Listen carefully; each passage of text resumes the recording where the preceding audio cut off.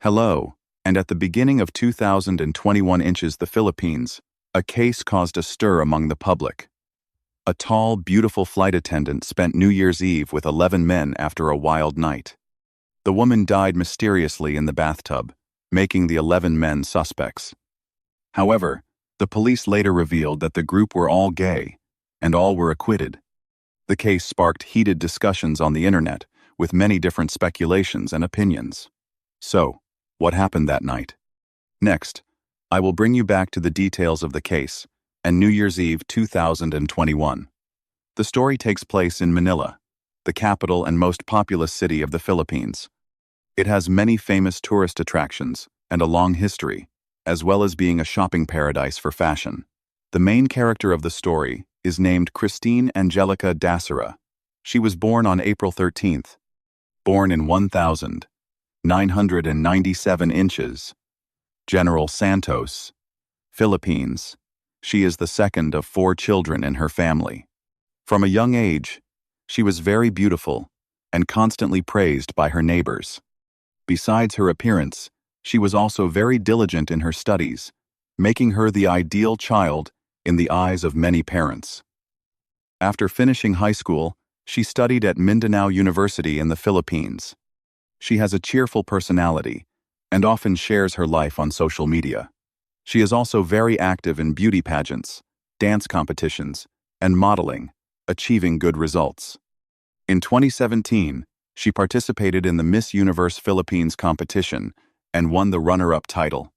For the next 2 years, she continued to be active in the modeling and beauty industry, but hadn't yet built a name for herself. She then shifted her focus to a dream job: flight attendant. Because she was truly outstanding, she successfully passed the selection process and officially became a flight attendant for Philippine Airlines in 2019. After becoming a flight attendant, she moved to Manila, the capital of the Philippines. It seems she had an incredibly happy life, frequently sharing beautiful photos of herself on social media, showcasing her tall, pretty, and sweet appearance. She quickly gained over 160,000 followers and became a minor social media celebrity. On the 28th of December 2020, she posted a photo with the caption, "Last flight of the year." This flight turned out to be the last flight of her life. The 31st of December 2020 was an unusual day for many. Because crossing the number 0 signifies a new year and a fresh start, she decided to do something for the day. After thinking it over, she planned to invite some friends to celebrate New Year's Eve together. Coincidentally, 3 of her friends volunteered to join her, with the meeting place being a hotel. That day, at the 4-star City Garden Hotel in Makati, she and 3 friends, Rommel Galido, Gregorio Guzman, and John de la Serna, checked into room 2209. Initially, it was just a small party for 4 people, but her 3 friends invited 8 more to join. The 8 of them checked into room 22-07, right next to room 2209. Remarkably, none of the 8 people knew each other except for her. The other 11 were all men. A party with just 1 girl and 11 men, you can imagine how crazy that was. 12 people drank and had fun until 6 a.m. After a wild night, 12 people fell asleep, and by the time they opened their eyes, it was 10 a.m. The next day, Galido was the first to wake up. He looked bewildered. He went into the bathroom and realized he was in the bathtub. He thought, she must have drunk too much last night and fallen asleep here instead. Because he woke her up, he covered her with a blanket and continued sleeping in bed until midday. He woke up and went to the bathtub to see if she was awake. From a distance, he saw a strange blue color on her face. Feeling something was wrong, he went to check her breathing and was immediately stunned to find she was dead. He quickly called his 2 friends, Guzman and Serna, for help. The 3 of them had never experienced anything like this and were very panicked. At first, they tried to use artificial respiration to save her, but it was ineffective. Soon after, the 3 of them, along with hotel staff, immediately took her to Makati Hospital. The hospital concluded that she had died before arriving at the hospital. The cause of death was a ruptured aortic aneurysm. On January 2nd, 2021, the forensic doctor conducted an autopsy, and the results coincided with the hospital's conclusion that she died from a ruptured aortic aneurysm. However, the forensic department also found bruises and scars on her body. Her right hand, right thigh, knee, and ankle also showed scratches on her inner thigh. More importantly, there were scratches and tears in her genital area. These indicate that she may have been severely assaulted before her death, leading to a ruptured aortic aneurysm. The police chief of Makati City, Harold Depositar, concluded this was a case where 11 men who were with her may have committed the act, and all of them are suspects. Semen was also found in Dashita's body, which is also important physical evidence for the nature of the case. The Philippine National Police Chief, Deu Shinat, said, "We have arrested 3 of them. The remaining 8 are being sought." He also urged the remaining 8 to surrender within 72 hours. Otherwise, the consequences would be very serious. As soon as the information was released, the incident caused a stir in the Philippines. An airline flight attendant and 11 men had a wild night together, and the flight attendant ultimately died. Discussing the story, many people condemned the 11 men and hoped the police would severely punish them, while others condemned the wild and unrestrained partying. Logically, the police had already announced the conclusion of the case and were only waiting to arrest and interrogate the suspects. But what everyone didn't expect caused the case to take a new direction. After being arrested by the police, 3 suspects continuously cried out and claimed they were innocent. It seems they were very close friends and never thought of harming her. It implies she died naturally and that it had nothing to do with them. All 3 confessed that they were only interested in men and had no interest in women. They were all gay and multi-dades, and knowing this, they were willing to hang out with her. They had drunk quite a lot that night, but that was all. They didn't do anything to her. They also revealed that they were 8 friends. They were all gay men. They didn't like women, so nothing happened. At that time, many people involved spread the news on the internet, stating that the suspects were only interested in men and had no prior criminal record. The families of the 11 suspects also began speaking out, questioning the police's competence, and claiming that the police had arbitrarily concluded the case without any investigation. They considered it illogical. The police were also somewhat confused as to why so many gay men suddenly appeared. Could the case have been misjudged? Looking back, the police investigation did indeed have some shortcomings and contradictions. First, the police stated that there was semen in Desera's body, but they didn't compare it to the suspect's DNA before directly drawing a conclusion. This is a second strange thing. Although the forensic report could prove that Desera had wounds on his body, they couldn't identify the other injuries. How was that injury caused?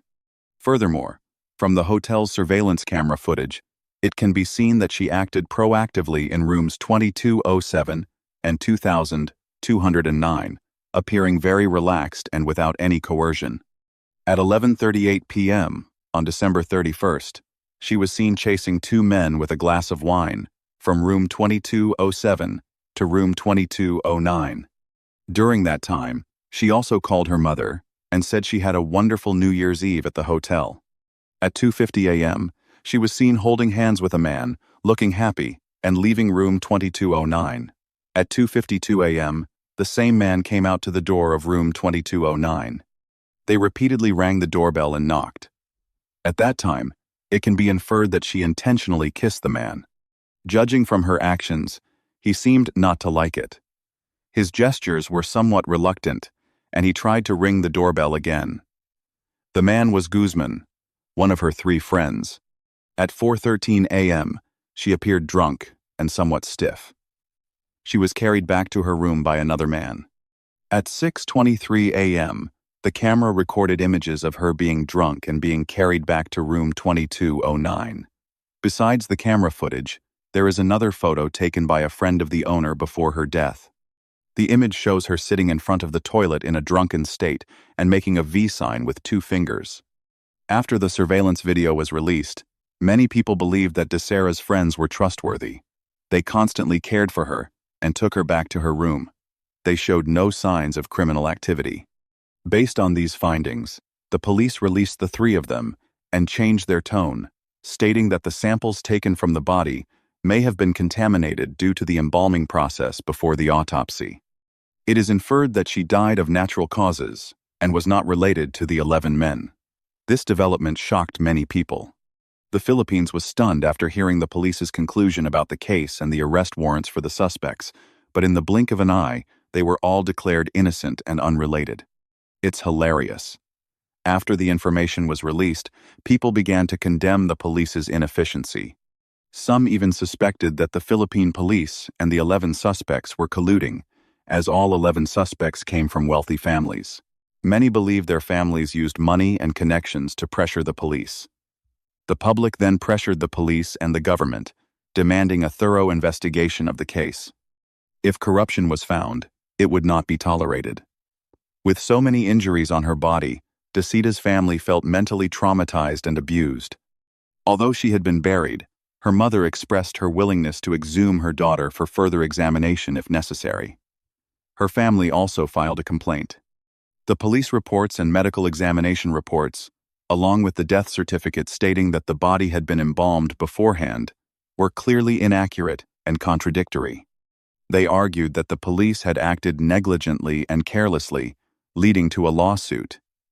The mother even appealed to the Philippine president for justice for her daughter.